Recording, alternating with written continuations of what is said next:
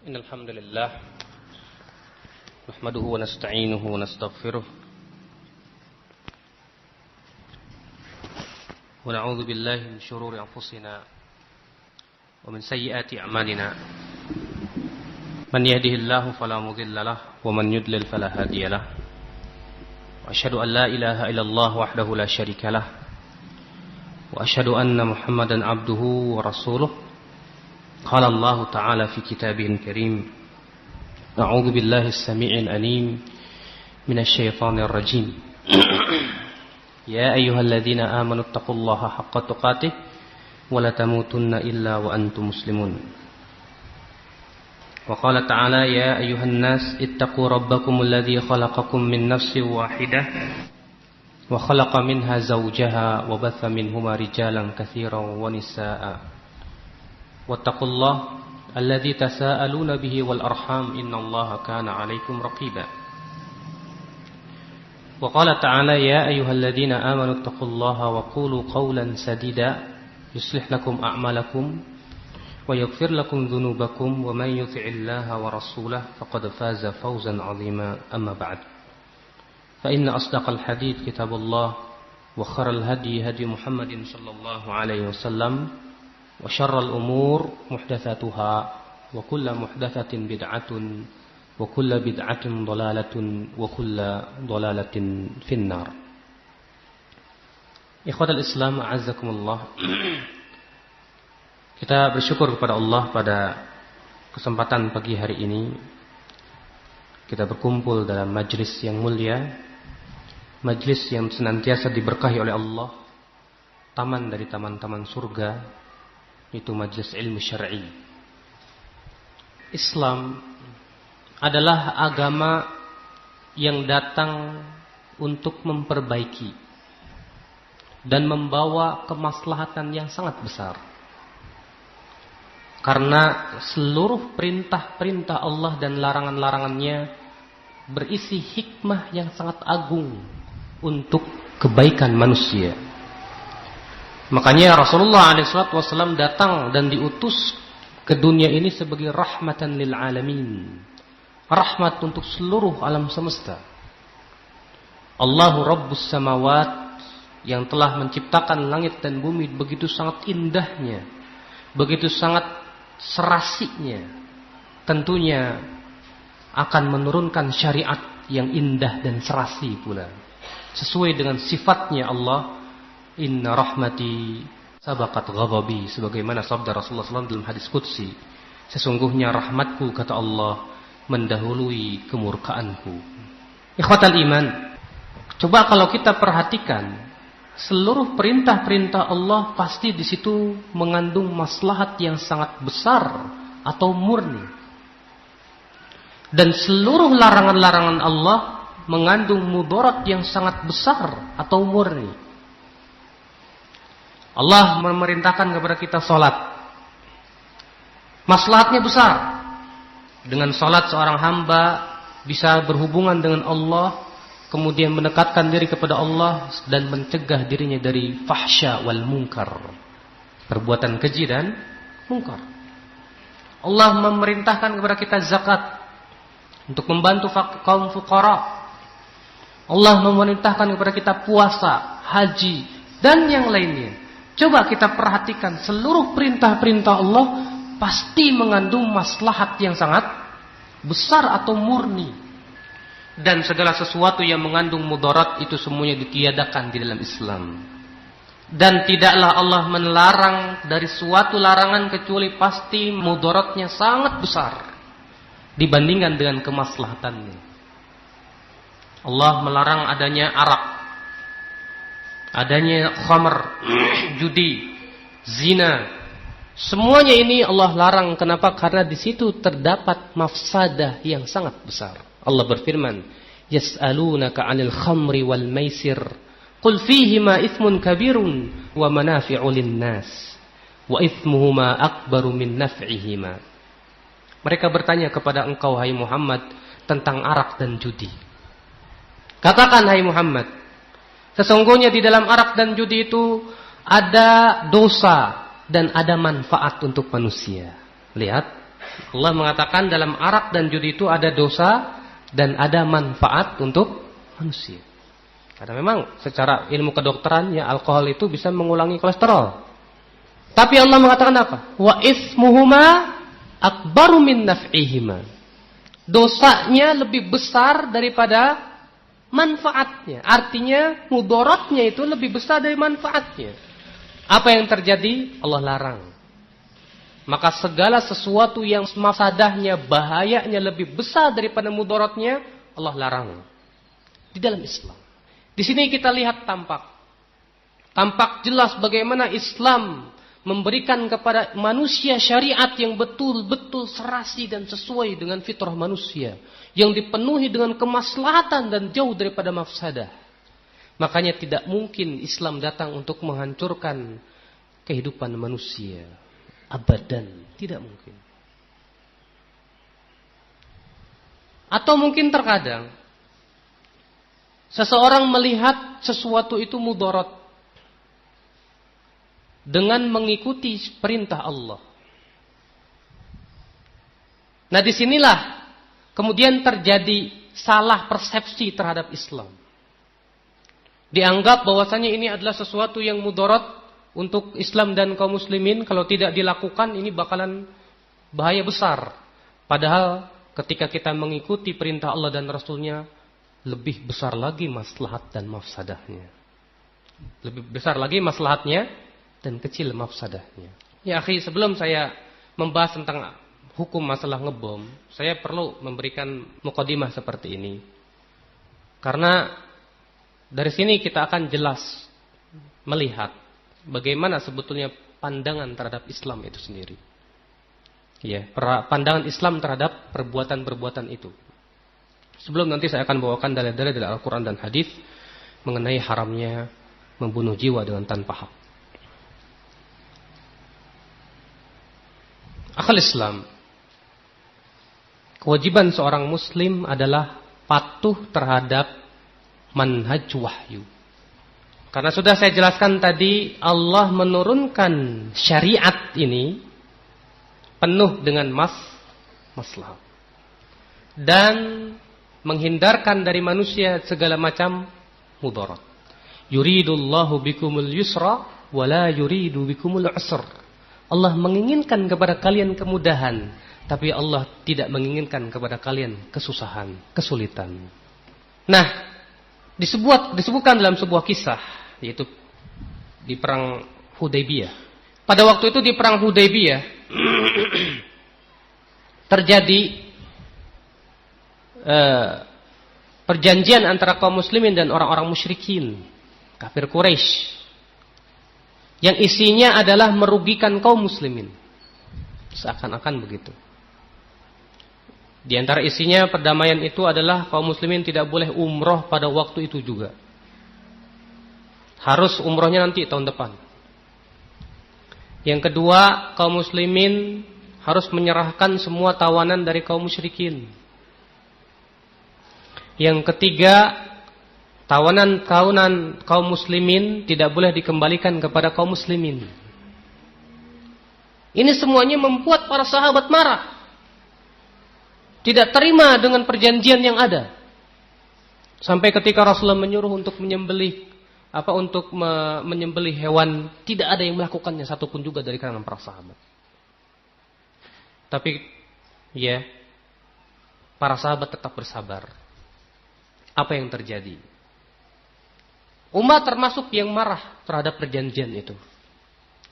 Tapi setelah terjadinya perdamaian Hudaybiyah, kemaslahatan yang besar menimpa kaum muslimin, di mana Rasulullah bisa mengembangkan sayap dakwahnya begitu sangat luas ke negeri-negeri, ke kabilah-kabilah dan yang lainnya. Sehingga pada waktu itulah Umar bin Khattab berkata, "Ayyuhan nas ittahimur ra'ya fid din." Hai manusia, tuduhlah otak pendapat kamu dalam masalah agama ini. Karena sesungguhnya mengikuti wahyu adalah kemaslahatan yang besar. Di sini banyak kaum muslimin ketika melihat dalil Al-Quran, dalil hadis, ternyata tidak sesuai dengan pandangan mereka, ditolak. Menganggap Ini tidak sesuai dengan zaman. Ini begini dan begitu. Dengan pendapatnya dia. Padahal dengan mengikuti dalil-dalil dari Al-Quran dan Hadis itu merupakan kehidupan buat kita. Kemaslahatan buat kita. Bahkan kebahagiaan di dunia kita dan di akhirat kita. Wallahi akhi. Kalau kita senantiasa mengikuti perintah Allah dan Rasulnya. Yang ada adalah jaminan keamanan dari Allah dan kesejahteraan. Allah berfirman, wa'adallahu alladhina amanu minkum wa 'amilus salihat la yastakhlifannahum fil ardi kama istakhlafal ladina min qablikum wa la yumakkinanna lahum dinahumul ladzi irtadha lahum wa la yubaddilannahum min ba'di khawfihim amna ya'budunani la yusyrikuna bi syai'a. Allah berjanji, sudah berjanji kepada siapa? Orang yang beriman dan beramal saleh di antara kalian. Untuk apa? Memberikan khilafah di muka bumi. Dan Allah akan teguhkan agamanya di atas bumi ini. Dan Allah akan gantikan rasa aman. Rasa takut mereka dengan rasa aman. Kapan? Ya'budunani la yusyrikuna bi syai'a. Ketika mereka menyembah Allah saja dan tidak menyekutukan Allah sedikit pun juga.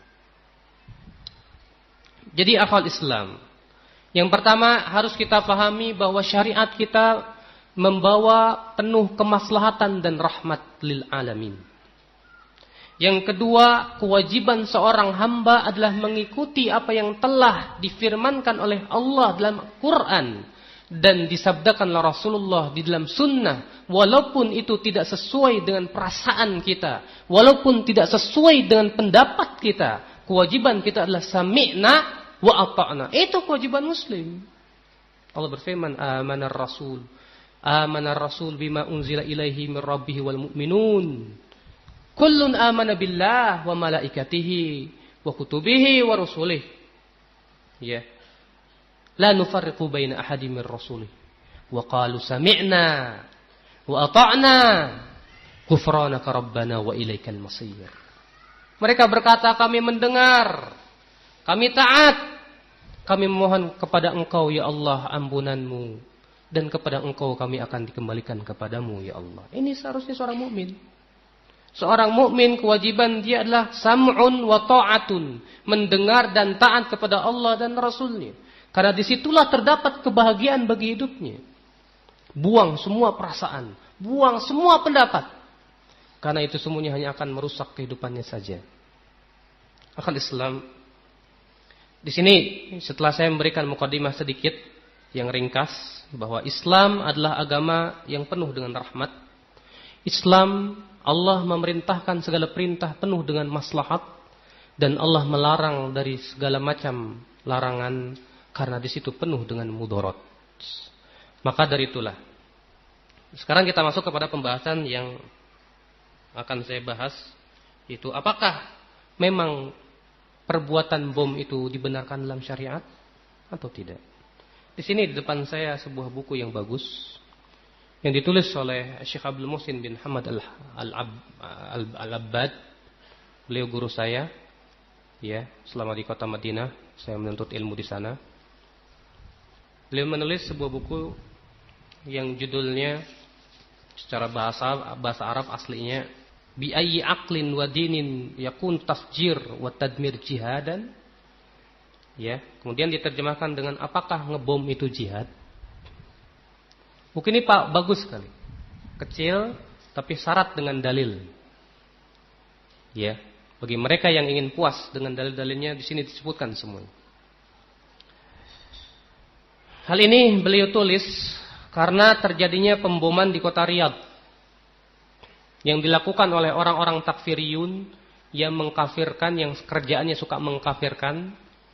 Ya, sehingga akhirnya ya terbunuh di situ bukan hanya orang kafir, juga orang-orang kaum mukminin.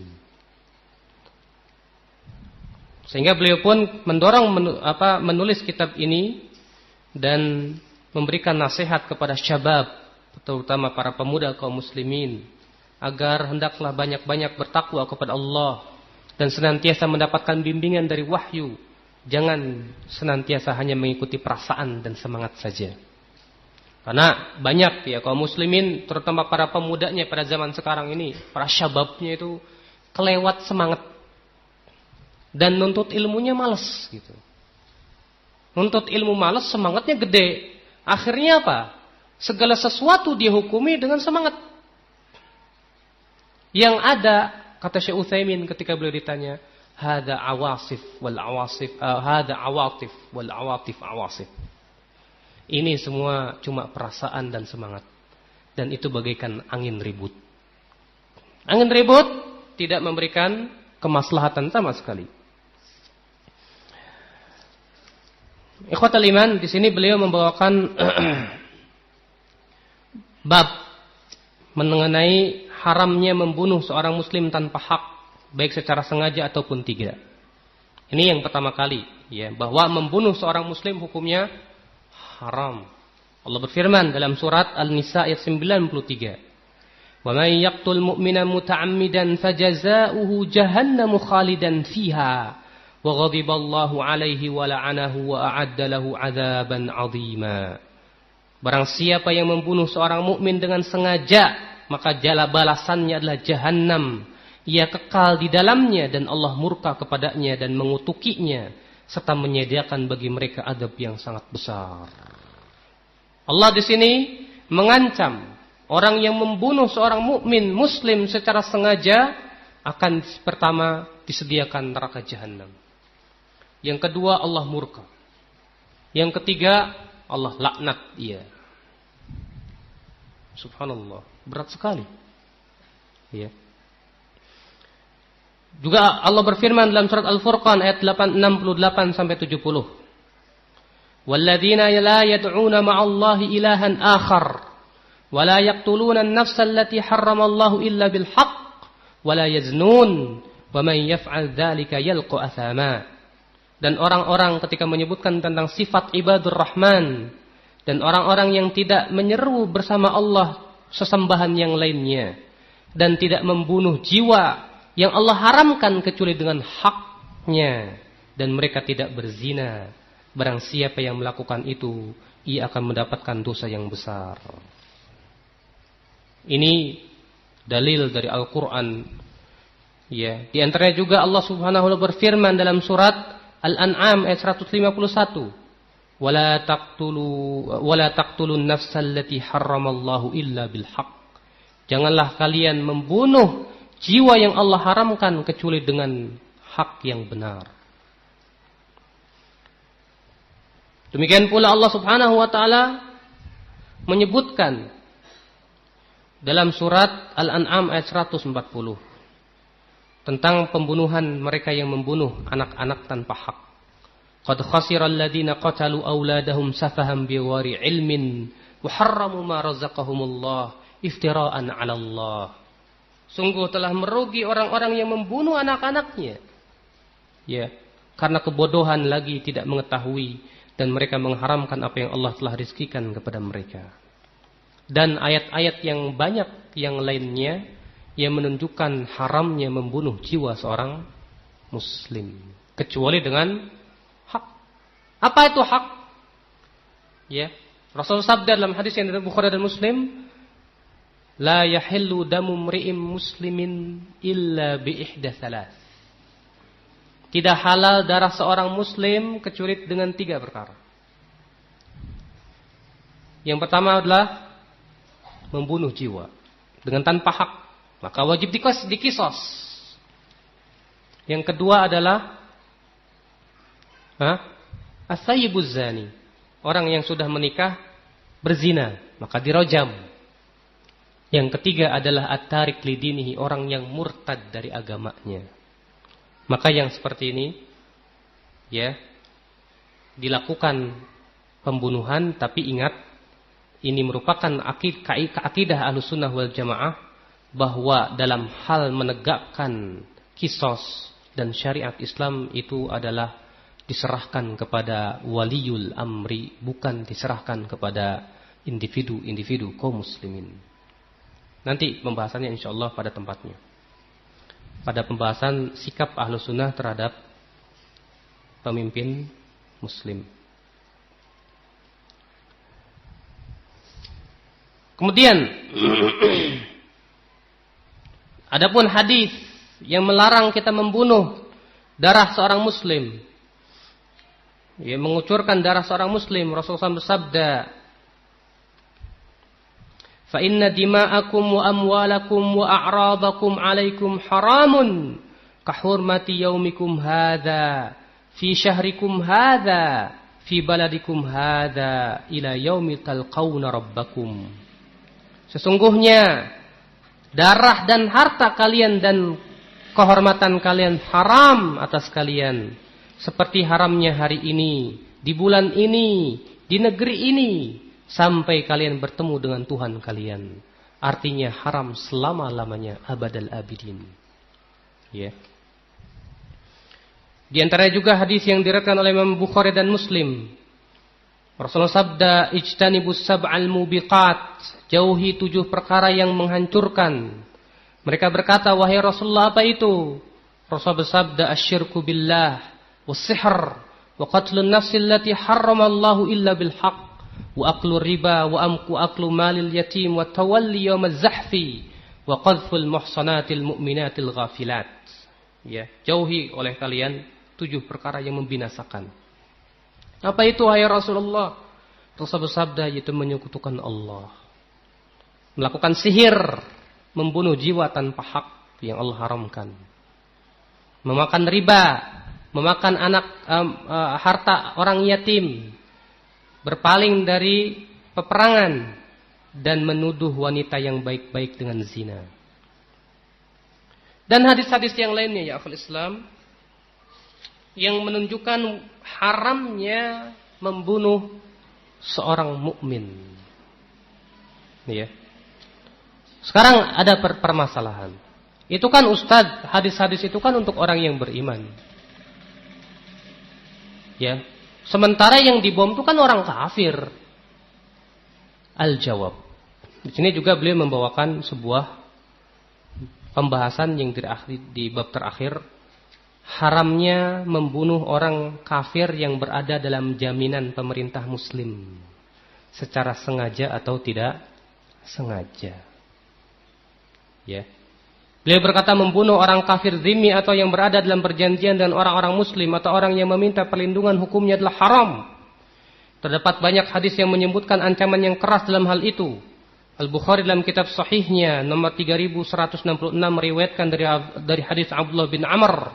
Rasulullah bersabda, man qatala mu'ahadan lam yarah raihatal jannah wa inna rihaha tujadu min masirati 40 amman. Barang siapa yang membunuh seorang jiwa orang kafir yang sedang dalam perjanjian dengan orang-orang Islam, maka ia tidak akan mencium bau surga, dan sesungguhnya wanginya surga dapat dicium dari perjalanan 40 tahun. Ya. Rasul juga bersabda dalam hadis yang dikeluarkan oleh Imam Bukhari juga dalam kitab Diyat, man qatala nafsan mu'ahadan lam yarah raihatal jannah. Semisal dengannya, barang siapa yang membunuh jiwa yang berada dalam jaminan seorang muslim, maka ia tidak akan mencium bau surga. Disebutkan pula dalam hadis ketika Rasulullah melakukan Fathu Makkah. Ketika itu datanglah Ummi Hani kepada Rasulullah SAW. Waktu itu Rasulullah sedang mandi. Kemudian Ummi Hani berkata, Assalamualaikum ya Rasulullah. Waalaikumsalam, man hadhihi? Siapa ini? Ummu Hani, hai Rasulullah. Kemudian Ummu Hani pun menunggu Rasulullah SAW mandi. Kemudian beliau salat duha 8 rakaat. Setelah itu Ummu Hani berkata kepada Rasulullah, ya Rasulullah, za'ama ibnu ammi, telah mengklaim anak pamanku yaitu Ali bin Abi Thalib, annahu qatala qatilun fulan ibnu Hubairah. Ya, bahwa ia akan benar-benar membunuh si fulan yang bernama Ibnu Hubairah, padahal aku telah melindungi darahnya. Maka kemudian Rasulullah bersabda, qad ajarna man ajarti ya ummahani. Sungguh kami telah melindungi siapa yang engkau lindungi wahai ummahani. Kalaulah seorang muslim yang dilindungi oleh seorang muslim lainnya dilindungi, apalagi yang dilindungi oleh seorang pemerintah muslim. Dan orang-orang kafir yang ada di Indonesia semuanya masuk dalam kufar, zimmiyun, mu'ahadun, yang tidak boleh kita bunuh dengan tanpa hak. Karena mereka berada dalam jaminan pemerintah. Makanya membunuh mereka merupakan dosa besar di sisi Allah Subhanahu wa taala. Ini ya yang telah disebutkan oleh Rasulullah alaihi salatu wassalam dalam hadis-hadisnya yang sahih. Ya, mengenai hukum membunuh orang kafir yang berada di dalam lindungan pemerintah muslim. Kemudian sekarang kita akan membahas tentang hukum bunuh diri. Akal Islam. Islam mengharamkan bunuh diri. Ya. Islam mengharamkan bunuh diri. Karena sesungguhnya bunuh diri itu menurut pandangan Islam adalah perkara yang sangat dibenci. Di sini beliau pun memberikan bab khusus ya, yaitu mengenai seorang muslim yang bunuh diri baik sengaja atau tidak sengaja. Dan membawakan banyak dalil-dalil dari Al-Quran dan hadis yang melarang kita membunuh diri. Adapun dari Al-Quran, Allah berfirman dalam surat An-Nisa ayat 29 sampai 30. Ya ayyuhalladzina amanu la ta'kulu amwalakum bainakum bil batili illa an takuna tijaratan an taradin minkum wa la taqtulu anfusakum innallaha kana bikum rahima. Wa may yaf'al dzalika 'udwanan wa dhulman fasawfa nuslihi naran wa kana dzalika 'ala Allah yasira. Hai orang-orang yang beriman, janganlah kamu saling memakan harta sesamamu dengan jalan yang batil, kecuali dengan jalan perniagaan yang berlaku dengan suka sama suka di antara kamu. Dan janganlah kamu membunuh dirimu, sesungguhnya Allah Maha Penyayang kepadamu. Dan barang siapa yang berbuat demikian dengan melanggar hak dan aniaya, kami kelak akan memasukkannya ke dalam api neraka. Yang demikian itulah mudah bagi Allah. Rasul bersabda dalam hadis yang dalam Bukhari dan Muslim, "Man qatala nafsahu bi syai'in fid dunya udziba bihi yaumal qiyamah." Barang siapa yang bunuh diri dengan sesuatu cara di dunia ini, niscaya kelak di hari kiamat Allah akan menyiksanya dengan cara itu pula. Kalau dia membunuh dirinya dengan dengan menancapkan pisau, pada hari kiamat akan disiksa dengan seperti itu pula. Demikian pula orang yang bom bunuh diri, Allah akan siksa dengan seperti itu pula. Bom bunuh diri, memang sebagian ulama ada yang membolehkannya, yaitu Syekh Masyhur bin Hasan. Tapi itu pun dengan syarat. Beliau memberikan beberapa syarat bolehnya bom bunuh diri. Pertama, apabila memang jelas kafirnya yang dibom itulah kafir harbi, bukan kafir mendapatkan perlindungan dari pemerintah muslim. Yang kedua, apabila itu memang seizin pemerintah muslim. Yang ketiga, apabila sudah tidak ada cara lain kecuali dengan itu untuk melindungi kaum muslimin. Ya. Kalau tiga syarat ini terpenuhi silahkan.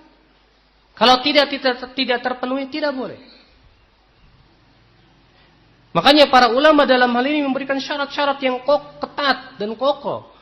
Karena Islam sekali lagi datang dengan membawa kemaslahatan, bukan dengan membawa kemudaratan. Kan? Sebuah contoh ya akhul Islam yang dicontohkan oleh Syekhul Islam Taimiyah rahimahullah. Ketika itu beliau dengan para sahabatnya sedang melewati tentara Tartar yang sedang mabuk-mabukan. Akhirnya para sahabatnya ingin mengingkari kemungkaran orang-orang Tartar itu. Kemudian apa? Kata Syekhul Islam, jangan. Sebab kalau kalian ingkari, yang ada adalah pertumpahan darah. Dan darah kaum muslimin yang akan ditumpahkan. Lihat, makanya Ibnu Qayyim al-Jauziyah di dalam kitab beliau yang agung, I'lamul Muwaqqi'in, mengatakan bahwa ingkarul munkar itu ada 4 derajat. Mengingkari kemungkaran ada 4 derajat.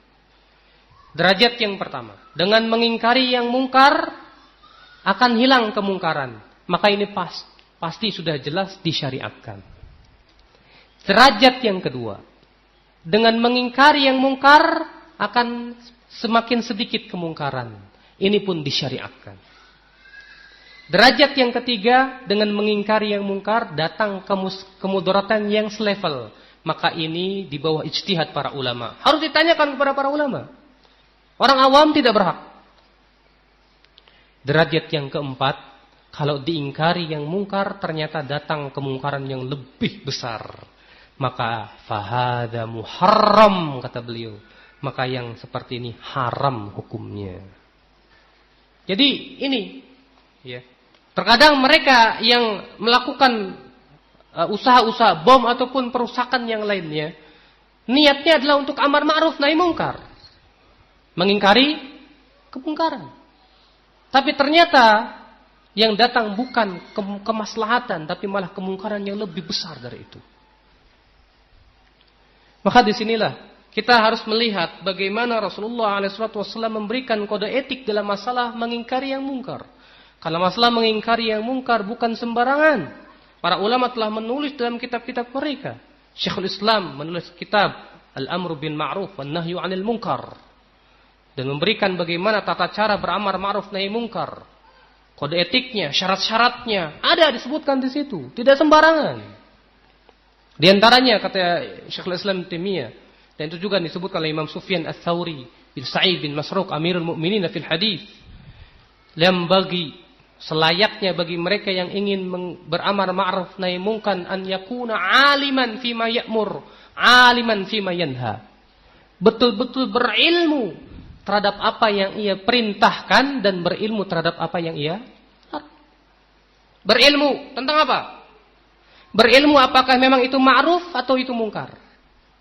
Jangan ya menganggap menurut kita itu mungkar padahal menurut syariat belum. Juga melihat, berilmu ketika kita mengingkari kemungkaran tersebut, apakah akan mendapatkan mudarat yang lebih besar atau maslahat yang lebih besar. Itu pun harus berilmu. Makanya dalam masalah menilai maslahat dan mudarat tidak diserahkan kepada orang awam ya akhi. Itu diserahkan kepada para ulama ul-kibar. Lihat di Saudi Arabia. Di Saudi Arabia ya, negeri mempunyai hayat amar ma'ruf dan nahi mungkar. Siapa yang membimbing mereka? Para ulama besar. Tidak dibiarkan mereka sembarangan beramar ma'ruf nahi mungkar, tapi semuanya di bawah bimbingan para ulama. Supaya apa? Lurus. Tapi ketika pemuda-pemuda beramar ma'ruf nahi mungkar tanpa bimbingan dari para ulama, ya, hanya sebatas semangat-semangat saja, yang ada adalah bukan memperbaiki tapi malah merusak. Wallahi. Ikhwatal iman, itu pula yang terjadi.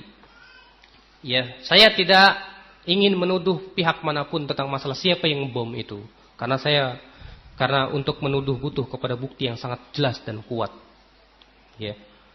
Akal Islam, yang jelas Islam tidak pernah menyetujui adanya bom bunuh diri yang terjadi di Bali maupun di yang lainnya.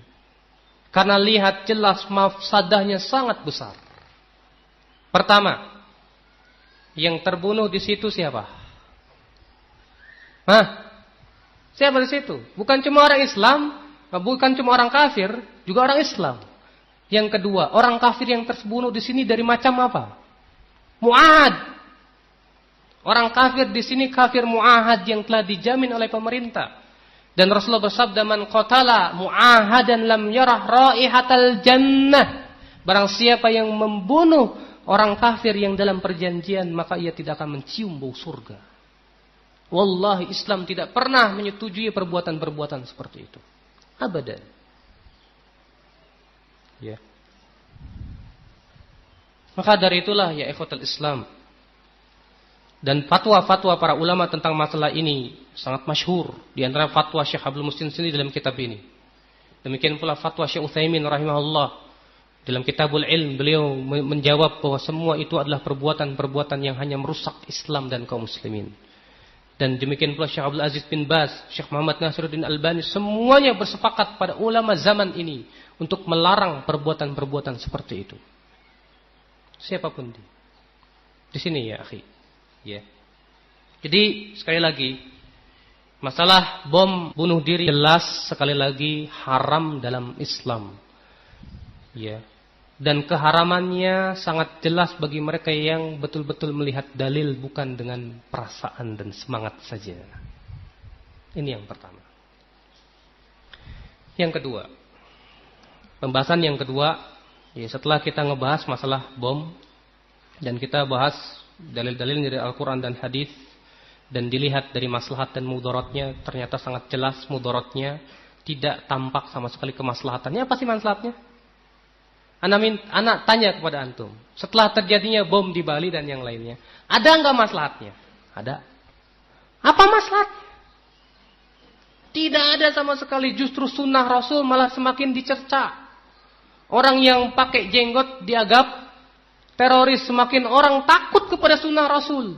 Ini merupakan jarimah yang sangat besar terhadap sunnah Rasul. Gara-gara mereka sunnah Rasul jadi serem. Gara-gara mereka syariat Islam jadi serem. Mereka itu tidak secara sadar telah mensukseskan rencana orang kafir untuk menjauhkan kaum muslimin dari sunnah Rasul. Allah berfirman, "Walan tardha 'ankal yahud walan nasara hatta tattabi'a millatahum." Orang Yahudi, orang Nasrani tidak akan ridho kepada kamu sampai kamu mengikuti millah, bukan masuk kepada millah, mengikuti millah. Orang kalau mengikuti sunnah Rasul berarti tidak mengikuti millah. Gara-gara mereka sunnah Rasul menjadi serem. Orang yang pakai jenggot dianggap teroris dan yang lainnya. Itu semua gara-gara mereka. Saya katakan demikian. Berarti mereka telah punya andil dan ikut serta dengan syaitan untuk memberantas sunnah Rasul. Wallahi. Ya, selain kejahatan mereka dalam masalah membom itu jelas dalam Islam, kejahatan yang berikutnya yaitu mereka telah membantu orang-orang kafir untuk menghilangkan sunnah Rasul yang mulia. Kemudian, ikhwatul iman, terlepas dalam masalah siapa yang ngebom. Sekali lagi, ya masalah ini saya tidak ingin melancarkan tuduhan kepada siapa-siapa. Saya tidak tahu. Saya bukan orang ahlinya dalam masalah mencari bukti dan yang lainnya. Ya, karena yang butuh bukti yang sangat kuat. Allah berfirman, "Ya ayyuhalladzina amanu in ja'akum fasiqun binaba'in fatabayyanu antusibu qauman bijahalah fatusbihu ala ma fa'altum nadimin." Wahai orang-orang yang beriman, apabila datang kepadamu orang fasik dengan membawa kabar berita, maka periksalah dulu dengan teliti supaya kamu tidak menuduh orang lain dengan kebodohan, lalu kalian pun merasa menyesal atas tuduhan tersebut.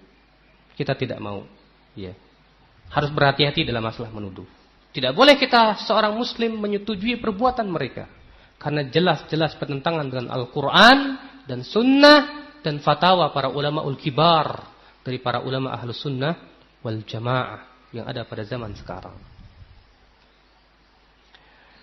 Kemudian pembahasan yang kedua yang saya ingin bahas yaitu tentang sikap seorang muslim terhadap pemerintah. Ini ada hubungannya dengan bom. Kenapa? Terjadinya bom karena mereka tidak setuju dengan atau merasa geram dengan adanya pemerintah yang dianggap sebagai tagut atau zalim ataupun yang lainnya. Ini sebetulnya dasarnya. Saya ingin membantah seluruh dalil-dalil orang yang mengatakan bahwa berhukum dan hukum selain Allah itu kafir secara mutlak. Karena pemikiran ini yang menghantui banyak kaum muslimin. Ikhwatul Islam, ahlus sunnah wal jamaah, di dalam hal menghadapi berhukum dan hukum selain Allah, ya, ada dua permasalahan. Yang pertama, keyakinan ahlus sunnah wal jamaah bahwa berhukum dan hukum selain Allah jelas dosa yang sangat besar. Allah berfirman, "Wa man lam yahkum bima anzalallah fa ulaika humul kafirun wa man lam yahkum bima anzalallah fa ulaika humudz zalimun wa man lam yahkum bima anzalallah fa ulaika humul kafirun." Barang siapa yang tidak berhukum dan hukum Allah, maka dia kafir, maka dia zalim, maka dia fasik. 3 perkara. Tapi apakah orang yang berhukum dan hukum selain Allah itu kafir secara mutlak atau tidak? Coba kita lihat bagaimana pendapat para sahabat, para tabi'in, para tabi'ut tabi'un dan para ulama ahlu sunnah dari zaman ke zaman. Ini penting kita ketahui. Ya. Supaya kita tidak hanya berpendapat pada menurut saya sendiri, tidak. Tapi bagaimana para ulama besar berpendapat tentang masalah ini. Syekh Salim Al-Hilali menulis sebuah kitab yang berjudul Qurratul Uyun fi tashih tafsir Abdullah bin Abbas liqaulihi ta'ala wa man lam yahkum bima anzalallah fa ulaika humul kafirun. Ya. Yaitu beliau menyebutkan tafsir Ibnu Abbas terhadap ayat wa man lam yahkum bima anzalallah fa ulaika humul kafirun. Abdullah bin Abbas berkata, yang dimaksud kufur, yang dimaksud dalam ayat itu yaitu kufrun duna kufrin. Kekufuran di bawah kekufuran. Artinya itu kufur asghar, bukan kufur yang mengeluarkan pelakunya dari millatul Islam. Yang kemudian riwayat Ibnu Abbas ini berusaha untuk didoifkan oleh orang-orang takfiriyin yang suka mengkafirkan itu. Seperti antum, hati-hati. Ya, buku penjelasan 10 pembatal keislaman. Antum pernah baca buku itu? Pada bab berhukum dan hukum selain Allah. Di situ dia mendoifkan athar Ibnu Abbas. Dan telah saya bantah di waktu saya mengadakan bedah kitab tersebut di Bintaro. Bahwa yang benar athar Ibnu Abbas itu sahih. Diriwayatkan dari 2 jalan. Jalan yang pertama dari Tawus dari Ibnu Abbas. Dan jalan yang kedua dari Ali bin Abi Talhah dari Ibnu Abbas. Dan dua-dua jalan ini saling menguatkan satu sama lainnya. Terutama jalan Ali bin Abi Talhah sudah merupakan jalan yang sahih. Bagaimana dikuatkan dengan jalan Tawus? Maka semakin sahih lagi. Ya. Makanya di sini beliau membawakan seluruh jalan-jalan dan syawahid-syawahid yang banyak. Bahwasannya penafsiran Ibnu Abbas itu adalah jelas sahih.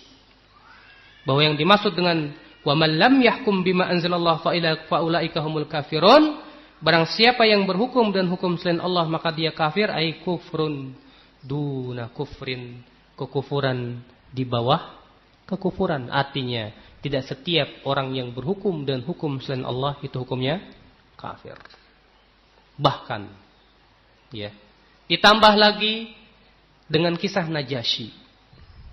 Najasyi selama hidupnya sebagai seorang raja Habasyah tidak berhukum dan hukum Allah. Bahkan kata Ibnu Taimiyah, dia tidak baca Quran, tidak sholat, tidak puasa, tidak zakat. Tapi lihat bagaimana Najasyi ketika meninggal.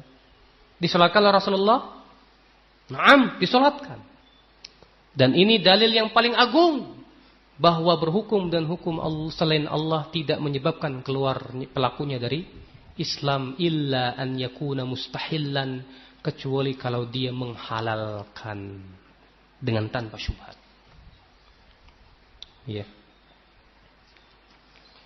Kemudian ya akhul Islam, di sini beliau membawakan fatwa-fatwa para ulama yang sangat banyak yang menunjukkan akan bahwasannya berhukum dengan hukum selain Allah pelakunya tidak keluar secara mutlak.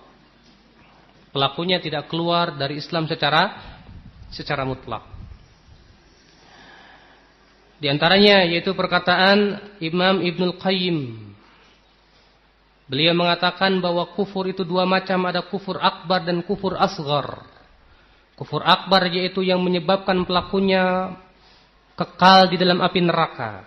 Dan kufur asghar itu tidak menyebabkan pelakunya kekal dalam api neraka.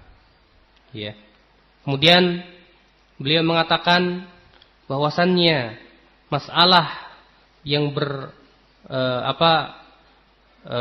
yang berhubungan dengan berhukum dan hukum selain Allah itu masuknya di dalam kufur asghar. Dan beliau kemudian membawakan fatwa daripada Ibnu Abbas ini ketika menafsirkan wa man lam yahkum bima anzalallah fa ulaika humul kafirun, ay laisa bikufrin yunqalu 'anil millah bal idza fa'alahu fa huwa bihi kufrun walaysa kaman kafara billahi wal yaumil akhir, kata Ibnu Abbas.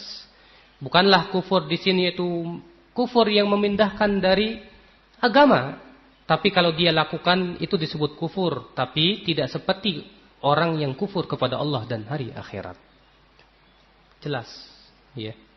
Belum lagi dari fatwa Ibnu Abdus Salam. Demikian pula di sini beliau membawakan fatwa dari Imam Nawawi, dari Imam Syafi'i, demikian pula Al-Qurtubi, demikian pula Hasan Siddiq Hasan Khan, demikian pula ya para ulama tafsir seperti Ibnu Katsir, As-Sam'ani, demikian pula Abu Bakar Al-Jassas, Al-Baghawi, Ibnu Jauzi, Al-Baydawi, Abu Mas'ud, Al-Wahidi, Ibnu Atiyah, Ibnu Arabi, Al-Fakhrur Razi, Jamaluddin Al-Qasimi, Ibnu Jauzi, Al-Qurtubi, demikian pula Al-Alusi, Syekh Rashid Ridha, Asy-Syanqiti, Syekh bin Baz, Syekh Muhammad bin Ibrahim dan yang lainnya. Dari zaman dulu sampai sekarang semua bersepakat bahwa orang yang berhukum dan hukum dengan selain Allah tidak kafir secara mutlak. Oleh karena itulah ya, Rasulullah SAW memberikan syarat kapan seseorang itu dikatakan kafir. Ya akhul Islam, ini sangat berat. Perlu kita kaji secara seksama dan kita fahami secara seksama bahwa masalah kafir mengkafirkan bukan masalah yang ringan dan enteng. Kata Imam Al-Qurtubi, babut takfir babun khatir, aqdama alaihil kathir fasaqatu. Ya. Wa waqafa minhu al-ajilla fasalimu wala na'dilu bis salamati syai'an, kata beliau. Masalah takfir, mengkafirkan orang bab yang masalah sangat berbahaya. Banyak orang yang berani mengkafirkan, mereka pun salah dan jatuh. Dan berapa banyak ulama besar yang mereka berhenti tidak mau mengkafirkan, mereka pun selamat. Dan kita tidak bisa membandingkan keselamatan dengan apapun juga, kata beliau. Sekali lagi ya, karena masalah kafir mengkafirkan bahaya besar. Rasulullah bersabda, "Man qala li akhihi ya kafir, faqad ba'a biha ahaduhuma." Barang siapa yang berkata kepada saudaranya, "Hai kafir," berarti ia akan kembali kepada salah satunya. Kalau ternyata yang dituduhnya tidak berhak, maka kembali kepada yang mana? Kepada yang menuduhnya. Jadi masalah takfir bukan masalah sepele. Mengkafirkan orang bukan masalah sepele. Makanya Syekh Ibrahim Ar-Ruhaili memberikan syarat bahwa ahlu sunnah bersepakat dalam masalah takfir harus terpenuhi padanya 4 syarat. Harus terpenuhi padanya 4 syarat. Apa saja? Yang pertama, an yakuna balighan aqilan. Orang yang melakukan kekafiran besar ini balik dan berakal. Yang kedua, an yakuna mukhtaran. Dia melakukan kekufuran ini atas kerelaan, bukan dipaksa. Kalau dipaksa, ya dipaksa atau ditakut-takuti dan yang lainnya, tidak. Yang ketiga, kata beliau, dalilnya tidak dipaksa itu kisah Ammar bin Yasir. Ya. Kemudian yang ketiga, kata beliau, an taquma 'alail hujjah, sudah tegak padanya hujjah. Kapan seseorang itu tegak padanya hujjah? Yaitu ketika dia faham hujjah yang disampaikan kepadanya dan tidak ada syubhat. Seperti yang dikatakan oleh Ibnu Taimiyah rahimahullah dalam Majmu' Fatawa jilid 28. Ya. Faham dan tidak ada hujjah. Kemudian yang ketiga, yang keempat, alla yakuna muta'awwilan. Ketika dia melakukan kekufuran itu tidak disertai dengan takwil. Takwil itu dia punya syubhat. Karena terpengaruh syubhat itu dia menganggap ini boleh. Seperti misalnya pernah terjadi Mu'adz bin Jabal pulang dari Syam, ya. Hadis itu sahih di dalam Imam Ahmad, Abu Daud, Tirmidzi dan yang lainnya. Pulang dari Syam, datang kepada Rasulullah langsung sujud. Dan sujud kepada selain Allah itu kafir. Syirkun akbar. Ya. Tapi apa kata Rasulullah? Ya Mu'adz, ma hamalaka ala hadza? Hai Mu'adz, apa yang menyebabkan kamu berbuat seperti itu? Apa? Kata Mu'adz, ya Rasulullah, saya melihat di Syam itu orang-orang Yahudi dan Nasrani sujud kepada pendetanya. Saya berpikir kaum muslimin lebih berhak dong sujud kepada Rasulnya. Akhirnya Mu'adz sujud. Ini namanya muta'awwil. Dia punya syubhat, dengan syubhat itu menganggap bahwa ini benar. Setiap muta'awil dari kalangan kaum muslimin belum bisa dikafirkan. Karena apa? Masih ada mawani'nya, penghalang yang menjadikan dia dikafirkan. Ini 4 syarat ini butuh dan harus dipenuhi. Yang pertama apa tadi? Balik dan Yang kedua apa? Melakukan kekufuran itu dengan sukarela tanpa paksaan. Yang ketiga apa? Tegak padanya hujah. Kapan disebut tegak hujah? Apabila sudah paham dan hilang syubhatnya. Yang keempat apa? Tidak muta'awil. Kalau masih muta'awil, belum bisa dikafirkan. Apakah Anda bisa memastikan bahwa pemerintah yang tidak, misalnya di Indonesia, tidak berhukum dengan hukum Allah ini tidak muta'awil? Mungkin mereka masih banyak syubhat-syubhat yang lainnya. Atau belum tegak pada mereka hujah. Atau yang lainnya masih banyak ya. Makanya ketika Rasulullah menyuruh kita mendengar dan taat kepada pemerintah, Rasulullah bersabda apa? Isma'u wa ati'u. Dengar dan taat kepada pemerintah kamu itu. Illa kecuali. Rasul memberikan pengecualian apa? Antarau kufran bawahan indakum fihi minallahi burhan. Antarau, kamu melihat ru'yatul basariyah, melihat dengan mata kepala sendiri kalau mereka itu berbuat. Antarau, yang kedua kufran, bahwa itu kufur bukan kefasikan. Ya, kufur di sini yaitu kufur akbar yang mengeluarkan pelakunya dari agama Islam, bukan kufur asghar. Dengan ijma'. Bawahan jelas, tidak ada syubhat. Kalau masih ada syubhat, belum. Indakum minallahi fihi burhan. Kalian punya burhan, hujah di sisi Allah kalau memang ternyata itu kufur. Dalam Al-Qur'an dan hadis jelas di situ disebutkan bahwa itu kufur akbar. Ya. Dan juga kalian punya burhan dari sisi Allah bahwa ketika kalian melakukan pemberontakan maslahatnya besar di sisi Allah. Nih. Makanya di sini Syekh Utsaimin memberikan syarat-syarat. Maka dari itulah ya akhal Islam. Ya, kewajiban kita. Kita ini hidup di pemerintah yang alhamdulillah kaum muslimin masih di Indonesia ini masih dibebaskan untuk melaksanakan syiar Islam. Antum pakai jenggot, antum sholat, antum puasa, alhamdulillah. Ya Masya Allah dibebaskan, silahkan. Disebutkan dalam hadis yang dari dalam Bukhari dan Muslim dan yang lainnya, ketika Rasulullah mengabarkan bahwa nanti akan datang suatu pemimpin-pemimpin yang mereka itu melaknat kalian dan kalian pun membenci mereka karena saking zalimnya mereka. Kemudian sahabat bertanya, ya Rasulullah, afala nunabidhuhum, bolehkah kami memberontak kepada mereka ya Rasulullah? Kata Rasulullah bersabda, la ma aqamu fikumus shalah, tidak selama mereka membiarkan salat di tengah-tengah kalian ada. Ma aqamu fikumus shalah, selama kalian membiarkan syiar Islam itu, adzan dan yang lainnya masih tegak, berarti masih tidak diperbolehkan untuk melakukan pemberontakan. Hadisnya sahih. Ya, diriwayatkan oleh Ashabus Sunan dan yang lainnya. Ya. Makanya disinilah Syekh Abdul Salam bin Barjas bin Nasir bin Abdul Karim menulis sebuah kitab yang bagus sekali, yang berjudul Mu'amalatul Hukam, bersikap Ahlus Sunnah terhadap pemerintah ya menurut Al-Quran dan hadis. Saya akan bacakan. Ini penting ya. Supaya kita dan kita ini ya akhi, masyarakat kita di Indonesia ini banyak yang terkena pemikiran syubhat khawarij. Bukan cuma aktivisnya, bahkan orang awamnya. Saya katakan begitu. Sedikit melihat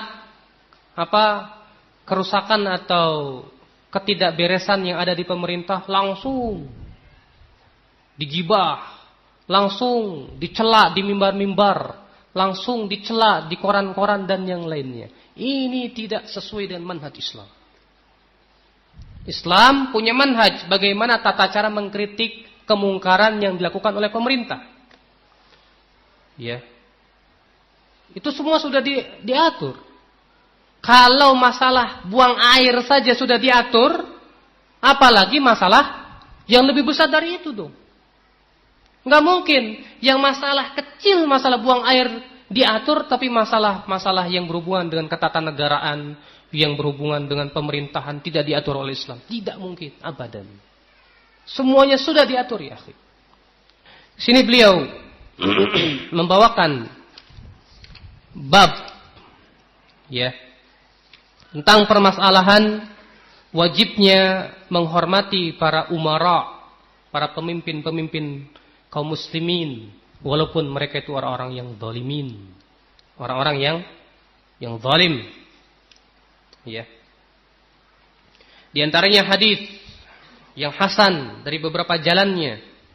Rasulullah SAW bersabda dari hadis Abu Bakrah, "As-sultan dhillullahi fil ard, faman akramahu akramahullah, wa man ahanahu ahanahullah." Penguasa itu bayangan Allah di muka bumi. Barang siapa yang memuliakannya, Allah akan muliakan ia. Dan barang siapa yang menghinakan penguasa, Allah akan hinakan ia. Allah akan hinakan ia. Ya.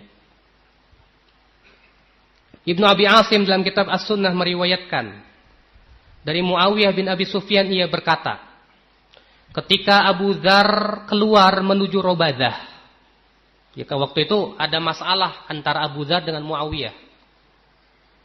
Dan Muawiyah waktu itu sebagai Amirul Mukminin. Laqiyahu raqbun min ahlil Irak, bertemulah dengan beberapa pasukan dari orang-orang Irak. Faqalu, maka mereka berkata kepada Abu Dzar, "Ya Abu Dzar, qad balaghana alladhi suni'a bik." Sungguh telah sampai kepada kami apa yang diperbuat oleh Muawiyah kepada kamu. Kamu kan dizalimi. Faqid liwa'an ya'tika rijalun ma'syita. Ayo kita bikin bendera. Dengan bendera itu kita akan perangi mereka. Ya. Apa kata Abu Dzar? Mahlan mahlan ya ahlal Islam. Sebentar wahai ahli Islam. Fa inni sami'tu Rasulullah SAW yaqul, karena sesungguhnya aku mendengar Rasul bersabda, sayakunu ba'di sultanun, akan ada nanti setelahku para penguasa. Fa'izzu, maka muliakanlah mereka. Malil tamasa dhullahu thaghran fil Islam, walam yuqbal minhu taubatun hatta yu'idaha kama kanat. Barang siapa yang ingin merendahkan penguasa itu, berarti ia telah melakukan kerusakan dalam Islam. Tidak akan diterima taubatnya sampai ia mengembalikannya seperti semula. Ya. Dan ini hadisnya ada beberapa athar dan jalan-jalan yang banyak, sehingga Syekh Abdul Salam bin Barjas menyatakan bahwa hadis ini hasan, wallahu alam. Makanya Syekh Utsaimin berkata, "Fallaha, bertakwalah kalian kepada Allah fi fahmi manhajis salafis salih, di dalam memahami manhaj salafus salih, yaitu para sahabat tabi'in dan tabi'ut tabi'in, fit ta'amul ma'as sultan, dalam bersikap kepada para penguasa. Wa alla yuttakhadh min akhta'is sultan li sabilan li itharatin nas wa ila tanfiril qulub an ulatil umur." Supaya tidak dijadikan kesalahan-kesalahan penguasa itu jalan untuk memprovokasi manusia, supaya rakyat jauh hatinya dari para penguasa. Fahada ainul mafsadah, jelas ini mafsadah yang sangat besar. Ya, jelas ya akhi. Kalau penguasa sudah kehilangan wibawa di hadapan rakyat, jangan harap akan terjadi stabilitas keamanan yang sempurna. Jangan harap. Wallah, kalau penguasa sudah kehilangan wibawa di hadapan rakyatnya, yang ada apa? Berbagai macam keributan, kekacauan dan yang lainnya. Tapi ketika penguasa itu wibawa di hadapan rakyatnya, insya Allah semuanya aman. Sahih. Makanya, ya, kewajiban kita ya akhi menjaga kewibawaan penguasa kita. Hatta mereka zalim. Sebagaimana nanti saya akan bawakan hadis-hadisnya. Berkata Sahal bin Abdullah At-Tusturi, seorang ulama besar pada zaman pada abad ke-3 Hijriah. Beliau berkata, la yazalun nas bi khairin ma 'azzamus sultan wal ulama. Senantiasa orang itu di dalam kebaikan selama mereka menghormati penguasa dan ulama. Fa in 'azzamu hadain, kalau mereka menghormati dua ini, yang satu ulama, yang satu penguasa, aslahallahu dunyahum wa ukhrahum, Allah akan perbaiki dunia dan akhiratnya. Wa inistakhafu bihadain, kalau mereka meremehkan dua ini, penguasa dan ulama, afsadu dunyahum wa ukhrahum, Allah akan rusak dunia dan agamanya. Saya cuma ingin memberikan permisalan contoh saja. Karena ya akhi, ini subhanallah sebetulnya dari zaman ke zaman. Makanya Ibnu Taimiyah rahimahullah, beliau berkata dalam sebuah kitab beliau, tidaklah suatu bangsa ya memberontak kepada pemimpinnya yang muslim dengan tanpa hak walaupun dia zalim, kecuali Allah akan berikan kepada mereka berbagai macam adab berupa kekeringan, banjir, gempa dan yang lainnya. Ternyata subhanallah ya, Syekhul Islam Taimiyah berkata seperti ini bukan dengan hawa nafsunya. Beliau di sini berkata karena melihat pengalaman kaum muslimin, tidaklah mereka memberontak kepada pemerintah yang sah kecuali yang ada adalah mudarat yang lebih besar. Ketika pada zaman Yazid bin Muawiyah, kaum muslimin yang ada di Madinah memberontak, apa yang terjadi? Ribuan kaum muslimin terbunuh. Banyak para sahabat mati. Ya, gara-gara mereka. Demikian pula pada zaman Hajjaj bin Yusuf, padahal Hajjaj bin Yusuf itu adalah panglima yang sangat bengis dan kejam. Tidak ada ya sejarah Islam sebengis Hajjaj. Hajjaj membunuh nyawa kaum muslimin itu ringan sekali. Bahkan banyak para ulama Islam seperti Sa'id bin Jubair disembelih, bayangkan. Disembelih. Tapi ketika Anas bin Malik diminta untuk ikut memberontak, Anas mengatakan bay'ana Rasulullah SAW. Aku sudah membaiat Rasulullah untuk tetap mendengar dan taat fi usrina wa yusrina wa atharatin alaina, dalam keadaan susah maupun senang, dan dalam keadaan pemimpin itu lebih mementingkan dirinya daripada rakyatnya. Tidak mau, tidak ada satupun sahabat yang ikut-ikutan pada waktu itu. Kemudian kaum muslimin yang ada di Kufah memberontak kepada Hajjaj. Apa yang terjadi? Semuanya mati terbunuh. Tercecer darah kaum muslimin yang sangat banyak. Tidak ada maslahatnya wallah. Makanya dari situlah Syekhul Islam Taimiyah berkata demikian. Tidaklah kaum muslimin memberontak kepada pemimpin yang sah kecuali Allah akan berikan kepada mereka berbagai macam kehinaan. Tidak ada maslahatnya, berbagai macam ujian berupa kelaparan, kemudian gempa, tsunami dan yang lainnya Allah timpakan. Kenapa? Jangan salahkan siapa-siapa. Salahkan diri kita sendiri sebagai rakyat yang tidak tahu ya hak terhadap pemimpinnya. Wallahi ya akhi, Allah berfirman ya di dalam surat Al-Baqarah, wattaqu yawman Allah subhanahu wa ta'ala berfirman yang disebutkan itu la tusibanna alladziina dzalamu minkum khassah. Ya takutlah kalian kepada ya fitnah yang tidak akan menimpa orang-orang zalimnya saja, tapi menimpa seluruh manusia baik yang soleh maupun yang fajir, semuanya kena. Saya lupa ya bunyi ayat itu. Yang jelas itu semuanya kenapa? Semuanya karena tangan-tangan kaum muslimin juga. Tangan-tangan kaum muslimin juga. Ya. Ya akhi, mustahil kita pengen dapat pemimpin kayak Umar bin Khattab kalau ternyata rakyatnya tidak mau beriman kepada Allah. Allah berfirman, "Wa kadzalika nuwalli ba'dadh-dhalimina ba'dhan bima kanu yaksibun." Demikianlah kami jadikan orang-orang zalim itu pemimpin untuk sebagian yang lainnya. Makanya Ibnu Taimiyah dalam Majmu' Fatawa berkata, sesungguhnya terjadinya pemimpin-pemimpin yang zalim itu semua karena kesalahan rakyatnya. Allah tidak memberikan pemimpin kepada suatu rakyat kecuali sesuai dengan keadaan mereka. Kalau mereka senangnya korupsi, ya Allah kasih pemimpin yang korupsi. Kita pengen pemerintah anti korupsi. Oh tingkat RT korupsi. Gimana? Ya. Kalau rakyatnya senangnya dukun, ya Allah kasih seperti itu. Kalau rakyatnya senangnya berzina dan yang lainnya, atau rakyatnya senangnya bencong, ya dikasih bencong juga. Sama. Makanya Ibnu Qayyim mengatakan dalam kitab Miftah dari Sa'adah, bahwa pemimpin itu mir'atur ra'iyah, bagaikan cermin daripada rakyatnya. Ya, kama takunu yuwalla alaikum, sebagaimana kamu berada pada suatu keadaan, pada waktu itu juga Allah kasih pemimpin yang seperti itu. Betul, sahih. Yang dikatakan oleh para ulama di sini berdasarkan pada wahyu, mishkat, cahaya kenabian. Jadi ya, jangan berhayal kita pengen punya pemimpin yang adil sementara kaum muslimin sendiri jauh dari agama Allah Subhanahu wa taala. Ini. Kemudian di sini beliau membawakan bab wajibnya sabar menghadapi pemimpin yang zalim.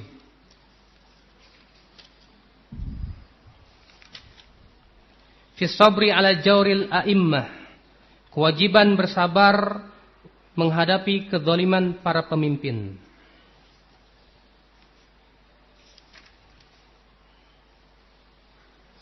Disebutkan dalam sebuah hadis bahwa Rasulullah mengabarkan akan ada pemimpin-pemimpin yang hatinya bagaikan setan tapi badannya manusia.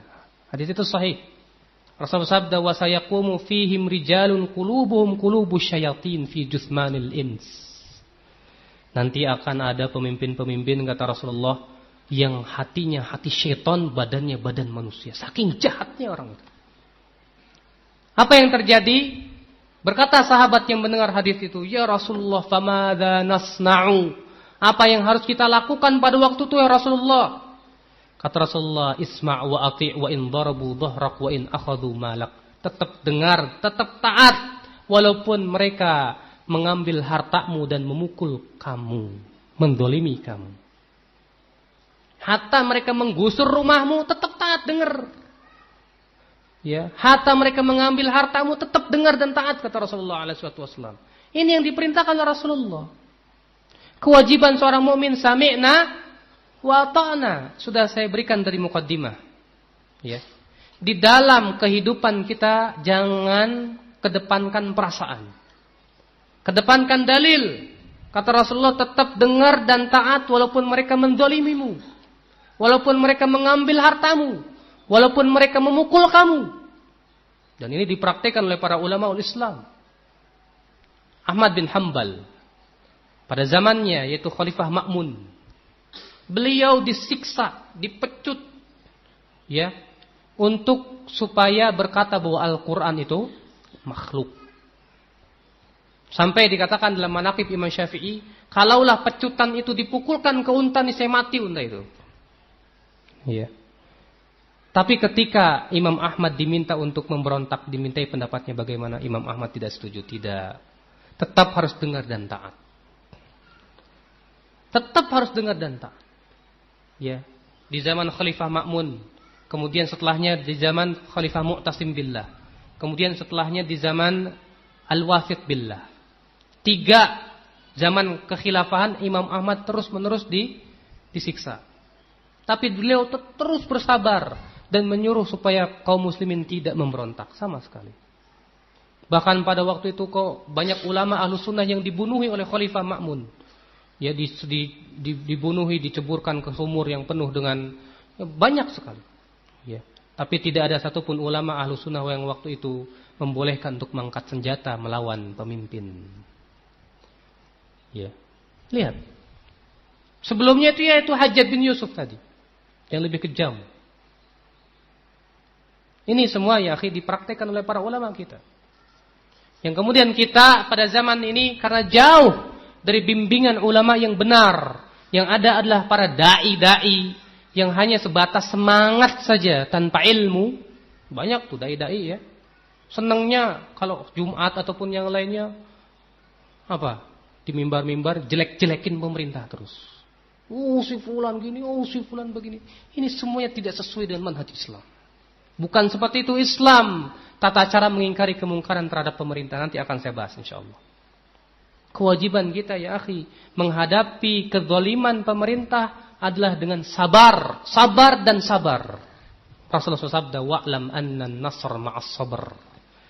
Ketahuilah oleh kamu sesungguhnya pertolongan Allah itu disertai dengan kesabaran. Iya. Ketika Imam Ahmad bersabar selama 6 tahun beliau disiksa. Saya katakan, apa yang terjadi? Datanglah al-mutawakkil 'ala Allah. Ya, setelah khilafah Ma'mun, kemudian mati digantikan oleh Mu'tasim billah. Kemudian mati digantikan oleh Al-Wathiq billah. Di zaman khilafah Khalifah Al-Wathiq billah, Imam Ahmad dilepaskan.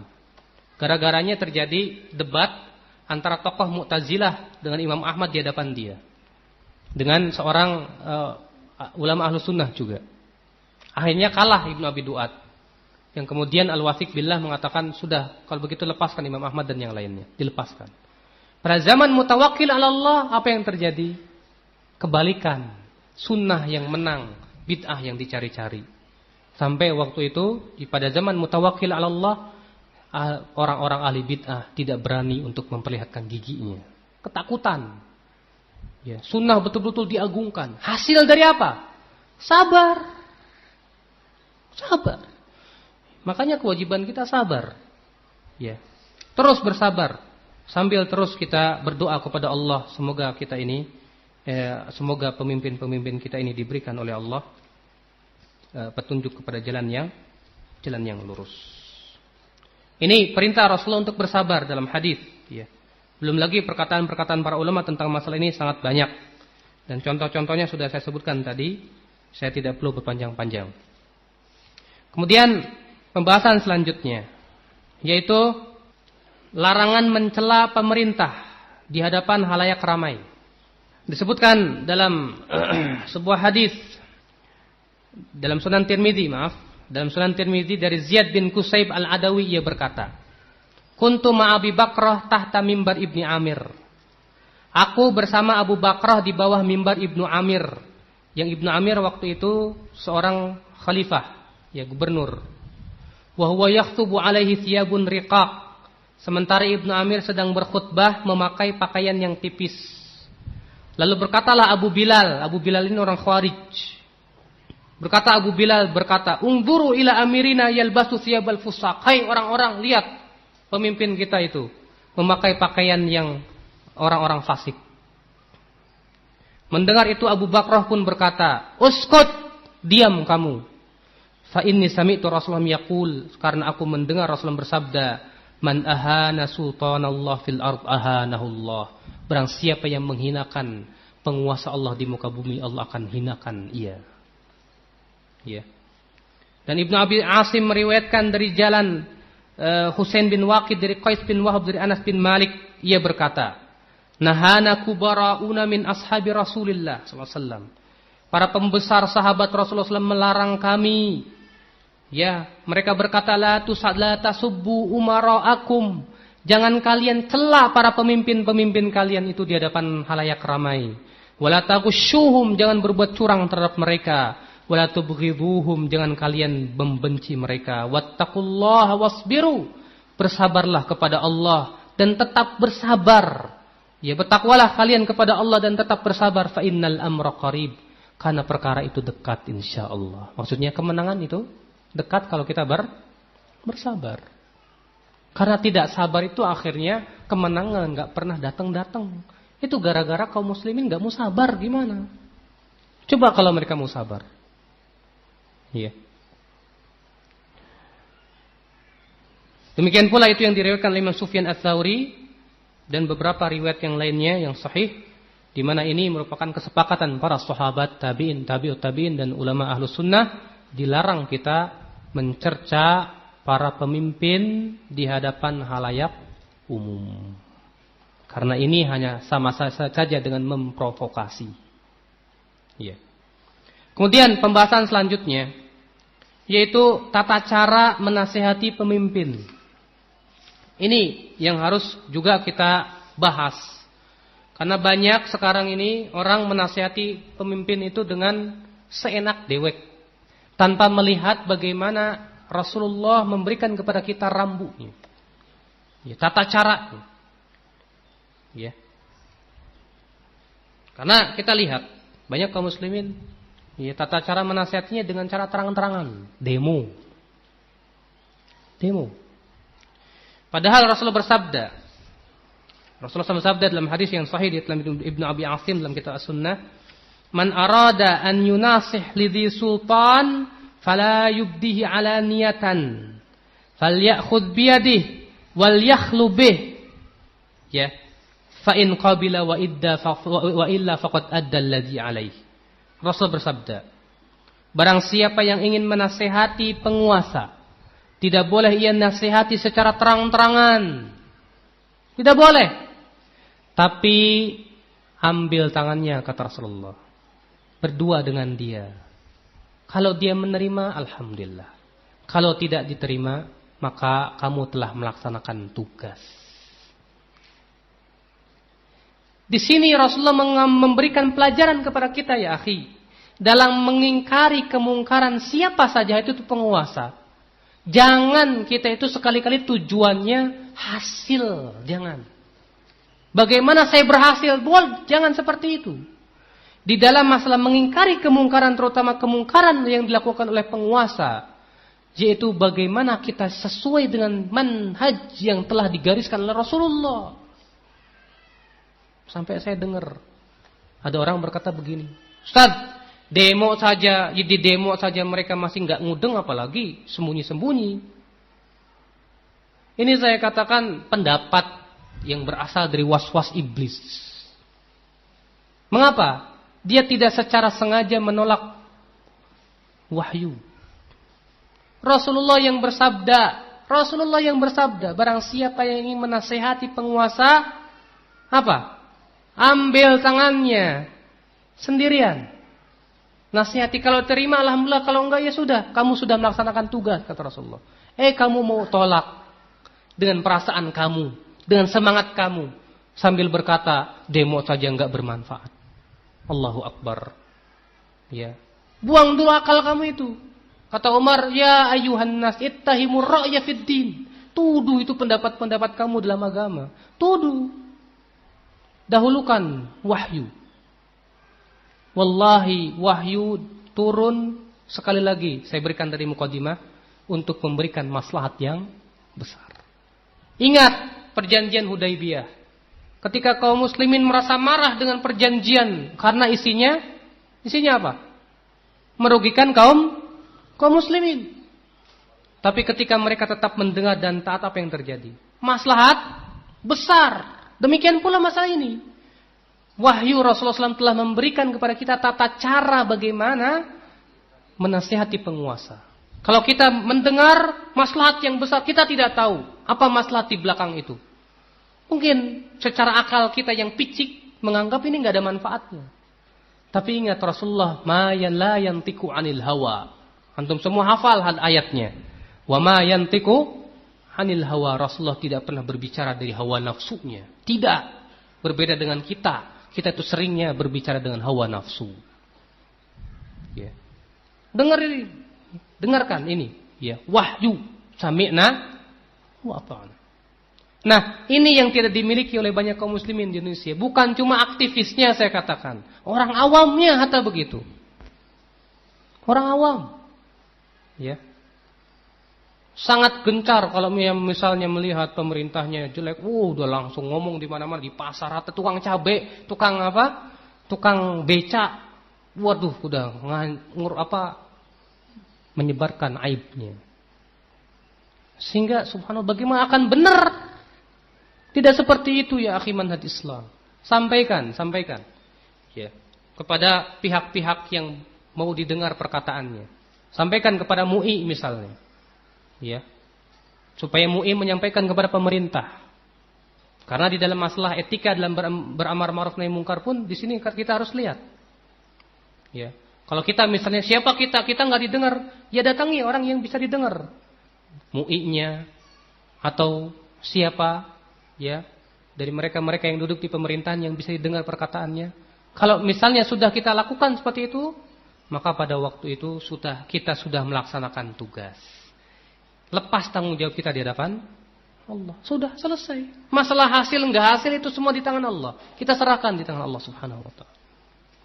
Makanya pernah Usamah bin Zaid ditegur pada zaman Utsman oleh seorang ya yang pemikirannya agak rusak. Dia berkata kepada Usama, "Hai Usama," dan hadis itu sahih. Ya, ada disebutkan dalam buku ini juga. Dan di buku ini sudah diterjemahkan. Judulnya Sikap Muslim terhadap Pemerintah. Sikap Ahlus Sunnah terhadap pemerintah Muslim. Ya, kata orang itu, "Hai Usama, kenapa kamu tidak menasehati Utsman bin Affan?" Karena waktu itu Utsman bin Affan dituduh nepotisme, korupsi, ya, kolusi dan yang lainnya. Kata Bilal apa? "Apakah ketika aku menasihati Utsman aku harus lapor kamu?" Demi Allah, aku ini sering kali memberikan nasihat kepada Utsman, tapi aku tidak mau menjadi orang yang pertama kali membuka pintu fitnah. Aku tidak mau menjadi orang yang pertama kali membuka pintu fitnah. Fitnah apa maksudnya di sini? Fitnah khuruj alas sultan, membangkang kepada pemimpin yang sah. Syekh bin Baz, ya, mufti Saudi Arabia, dilayangkan kepada dia surat, wahai samahatus syekh, kenapa engkau tidak mau menasehati penguasa Raja Fahd waktu itu?" Kata Syekh bin Baz, "Subhanallah, apakah ketika aku menasehati penguasa aku harus lapor sama dia? Aku sering kali menasihati dia dengan surat dan yang lain pun." Ya, alhamdulillah. Kemudian beliau membawakan hadis tadi, "Man arada an yunasih lidhi sultan fala yubdihi alaniyatan." Yang anehnya ya akhi, mereka para aktivis kemudian ya, yang membolehkan demo-demo itu bawa dalil, ini syubhat. Loh, kan hadis berkata, ya Rasulullah sabda dalam hadis sahih, "Afdalul jihad kalimatul haq inda sultanil jair." Jihad yang paling agung di sisi Allah itu kalimat yang hak yang disampaikan kepada penguasa yang zalim. Kita dalam rangka menyampaikan kalimat kebenaran ini. Ini kan jihad. Maaf. Rasulullah yang bersabda demikian, beliau juga yang bersabda, "Man arada an yunasih lidhi sultan." Barang siapa yang ingin menasihati penguasa, jangan terang-terangan. Kita tidak boleh mengimani sebagian kemudian menolak sebagian. Hadis ini saling menafsirkan satu sama lainnya. Kalimat seagung-agungnya jihad adalah kalimat hak yang disampaikan kepada penguasa yang zalim. Tata cara menyampaikannya gimana? Diatur dalam hadis itu. Jangan terang-terangan. Dan itu yang dilakukan oleh para sahabat. Abu Darda langsung berkata kepada Muawiyah, "Masuk, ketemu." Ya, bukan dengan cara memprovokasi manusia di mimbar-mimbar, bukan. Bukan seperti itu manhaj Islam. Dan ini subhanallah sekali lagi banyak tidak diketahui oleh kaum muslimin. Bukan cuma aktivisnya atau dai-nya, ya orang awamnya rata-rata subhanallah kita lihat ya mereka jauh daripada manhaj wahyu ini yang sangat mulia yang diajarkan oleh Rasulullah SAW. Ya.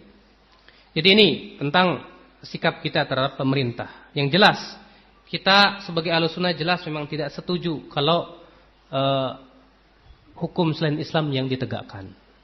Tapi kita pun tidak boleh sembarangan mengkafirkan mereka yang berhukum dengan hukum selain Allah. Apalagi menyeru orang supaya memberontak atau membangkang.